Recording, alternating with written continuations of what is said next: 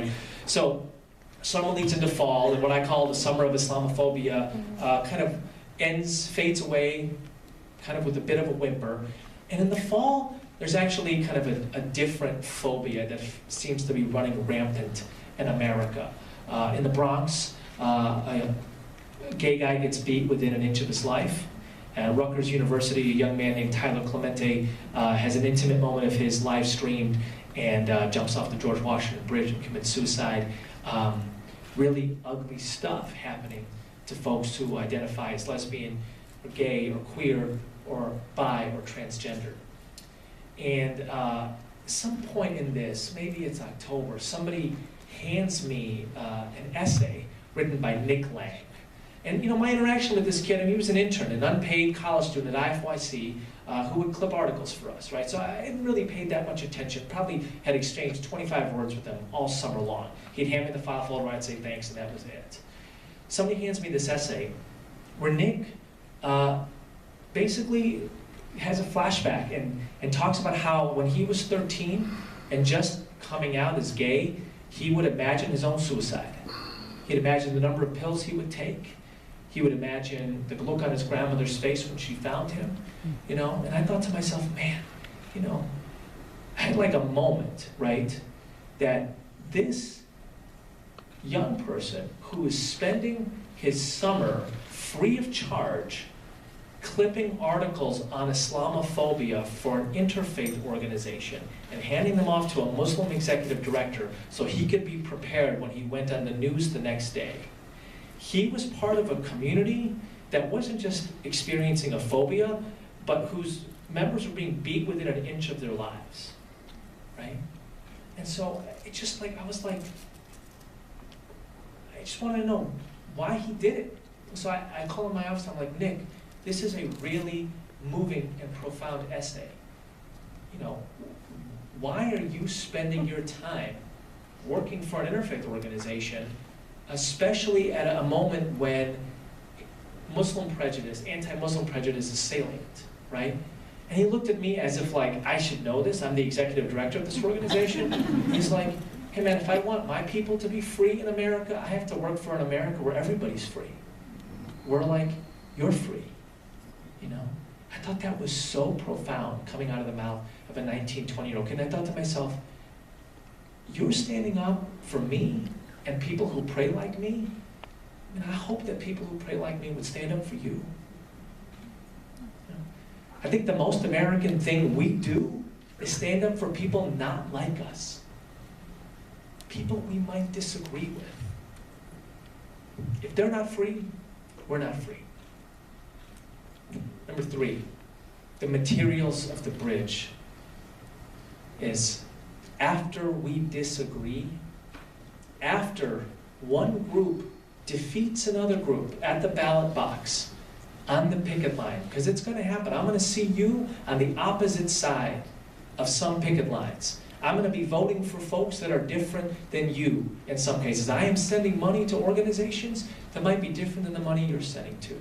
Welcome to a diverse democracy. After that's done, we're still a community.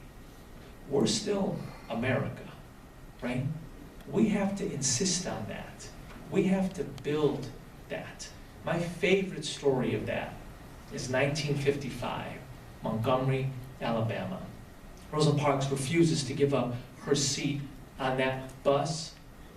Young, 26-year-old, recently minted PhD from Boston University through Crozier Seminary and Morehouse College, gets selected by the senior African-American leadership in Montgomery to be the head of the Montgomery Improvement Association.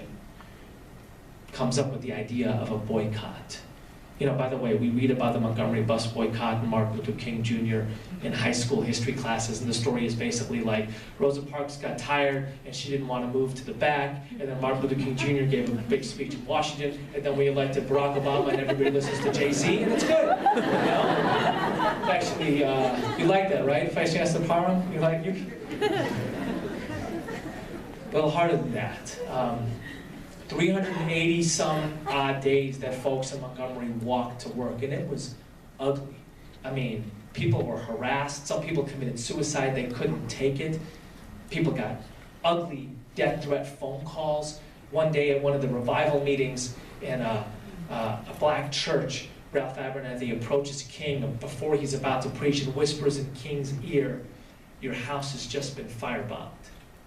And King asks, "Are Coretta and the baby okay?" And Abernathy says, "We don't know." So King gets driven back to his home, doesn't know whether he's going to find the charred remains of his wife and his new baby there, or if they're going to be alive. I mean, those 380 days are harrowing, right?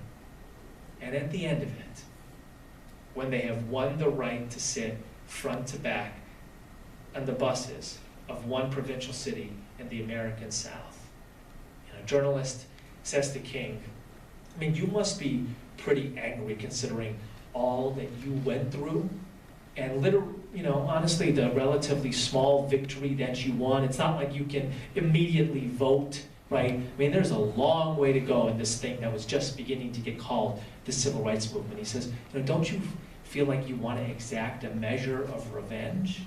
I want to leave you with this line that King responds with at the end of the Montgomery bus boycott. Right?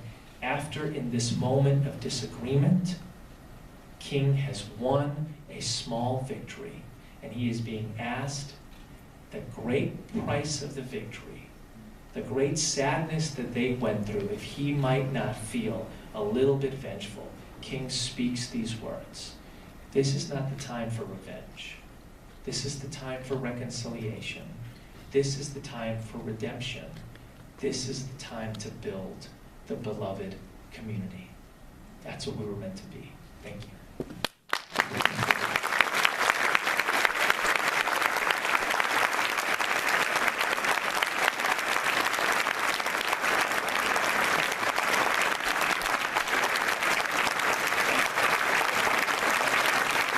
Give it up, Eva Patel.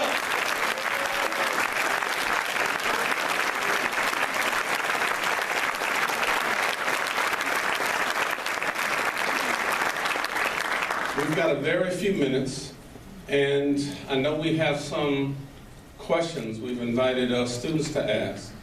So let's see if we can't get a couple of them in, right, with the few minutes we have. So microphones are now.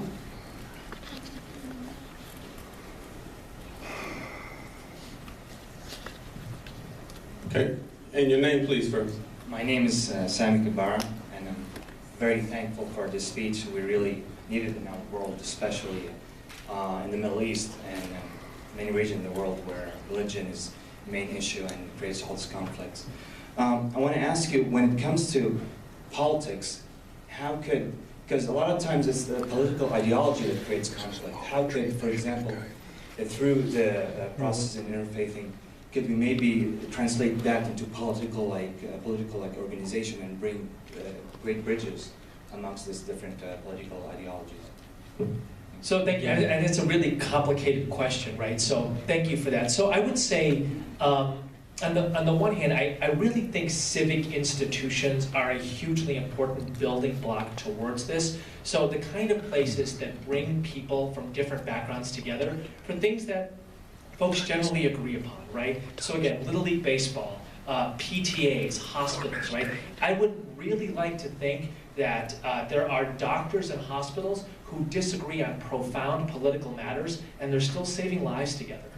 And to be able to see somebody who you disagree with through the prism of something else that's important, and then to ask the question, how can we have a different kind of conversation about the disagreement? I mean, the thing that I like about the Mario story is he and the Turkish guy don't wind up agreeing on everything.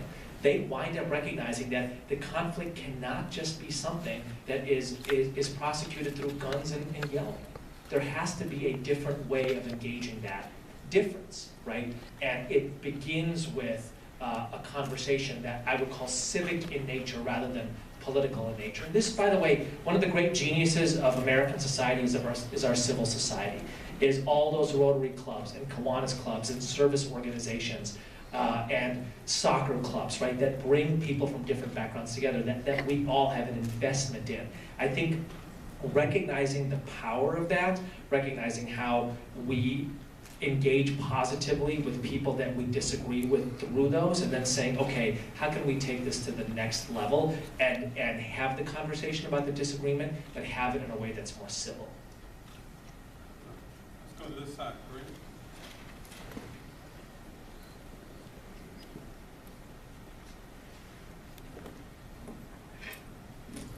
Hello. Nice to see you again. Hello. Yes.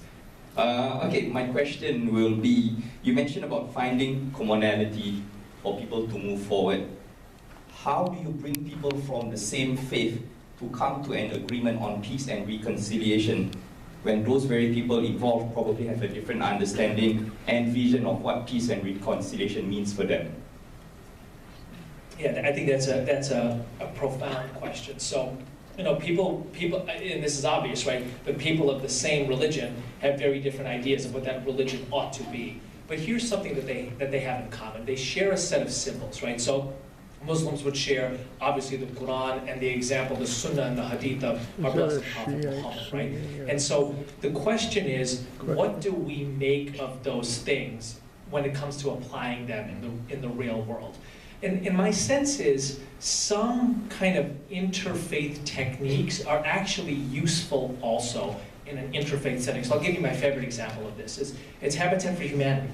So people generally know it as an end poverty housing organization, but it is just as much a Christian ecumenical and now an interfaith organization, which is to say, one of the reasons that Millard Fuller founded that organization was because he saw kind of polarization within the Christian world around theology, right? The ways people talked about the nature of Jesus. And so he said, we have to be able to lift up a dimension of Jesus that everybody agrees upon, and that dimension is how Jesus served others. So he creates Habitat for Humanity under what he calls the theology of the hammer, in part to bring Christians from different backgrounds together in a common activity around the symbol of Jesus as servant, to have them to engage each other positively. So I think the same could be used for Muslims from different backgrounds or Jews from different backgrounds. The idea that we're going to take a value and a symbol in our religion that's relatively uncontroversial, and we're going to apply it in a way that's active and energetic and get people to have a different kind of engagement around that value. By the way, I'm seeing my friends Zandra and Richard from University of Laverne in the audience. I'm thinking to myself, again, you know, UCI is doing remarkable stuff around interfaith cooperation, but Southern California as a whole, there's really good stuff happening here around interfaith cooperation. Claremont Lincoln University, University of Laverne, USC. I mean, there's an awful lot of powerful networks to be built between communities and universities in this area, kind of modeling and exemplifying interfaith cooperation. Got a question here? Please stand for me. Hi, my name is Elizabeth Kaufman. So my question is, the progress that we try to make towards a more peaceful world is met with and faced with many challenges and slow progress. So how do you stay positive, and where do you find your personal resilience, and what advice could you give to us to keep going? Yeah, that's a great question. So when I say do not expect people, you know, like in diversity, expect disagreement. In other words, don't expect people to agree with you. I speak from personal experience. Lots of it on that. So look, if you're going to engage, especially, so I'll tell you a couple quick stories. One is, I remember submitting an op-ed to the Chicago Tribune some years back, and the editor of the op-ed page called me and had a couple questions on it. He said, so what does it mean to be, your byline here is founder and president of Interfaith Youth Corps. What's Interfaith Youth Corps? And I explained what we did. We partner with college campuses to do run interfaith programs. We help work with students on running their own interfaith campaigns. And he paused and he said, you're leading with your chin on the most divisive issue of our times, right? So look, if you do that, you're going to get punched a lot, right? That's just kind of the deal. And in a way, you got to expect it. And you get punched from all sorts of quarters. And that, in a way, I think illustrates that we're at a kairos in this. We're at a supreme moment. And those of us who are on the vanguard are leading something that is powerful and hard. So I think that that's the first thing, is just expect people to have questions. And those questions almost always come from a very good place. And expect people to disagree. And our job in this, the first job, is to be clear about what we're doing, right? We're not changing people's religions. We're not changing people's politics. We are saying that there is inspiring common ground between people who orient around religion differently, and identifying that common ground is key to having a diverse democracy, right? That's the first thing. I would say the second thing is there's a great line in the work of the Buddhist poet Gary Snyder. He says, our job is to move the world 1/1,000,000th of an inch, right? So, every once in a while I have to explain to a really precocious 19-year-old that when Bob Dylan wrote the song, Paint My Masterpiece, the whole world is going to be different when I paint my masterpiece, he was being ironic, Go ahead and paint your masterpiece, it's worth doing, and pray that it moves the world 1/1,000,000th of an inch, And the final thing, as far as kind of a strategy goes, one of the things that I do all the time is I tell myself stories. I will repeat stories to myself from America, from Islam, from my own personal life, that continue to give me a sense that this is important work, right? This is important work, and Dr. Parham quoted Cornel West earlier. I'll quote him again right now. He said, Cornel West says, traditions are like the wind at our back. Right? We are all part of a tradition of interfaith cooperation from the beginnings, from early in our faith traditions, from the beginnings of America. That's wind at our back.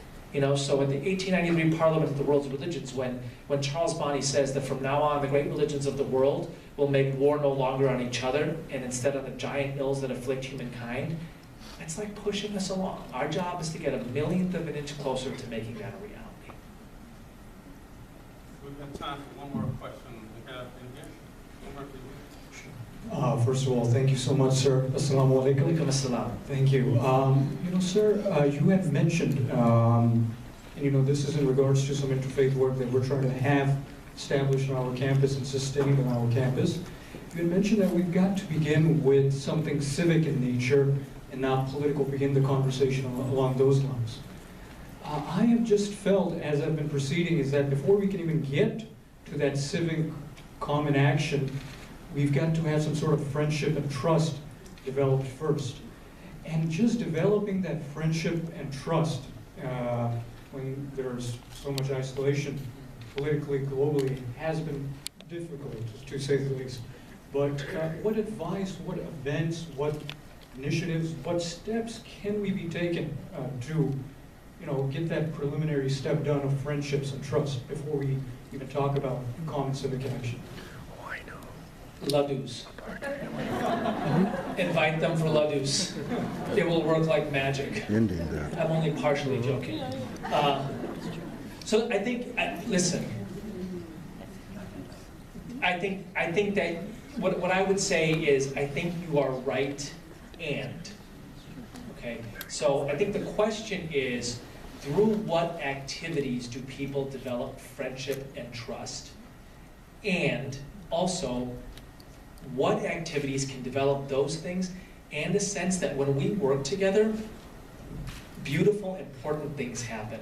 One of the things that strikes me about interminable arguments around largely irreconcilable issues, my econ professor will be very happy here, is the opportunity cost, right? So if you spend all of your time with people from other religions arguing things that you are not likely to change, those are hours that could have been spent on something else. Now, I'm not saying you jettison all of that, right? There are important parts of our religious identities that ought to be expressed. I am simply saying that that is probably not the entirety of our religious identity. So I'm going to give you a very concrete example of this. So in the last 10 or so years, malaria deaths, especially in sub-Saharan Africa, have dropped quite drastically, like 40 to 50%, from 1 million a year to 500 to 600,000 a year. Now that is still really, really bad, right? But it's quite good progress. Why is that? Well, one reason is because there has been a really profound interfaith movement, both in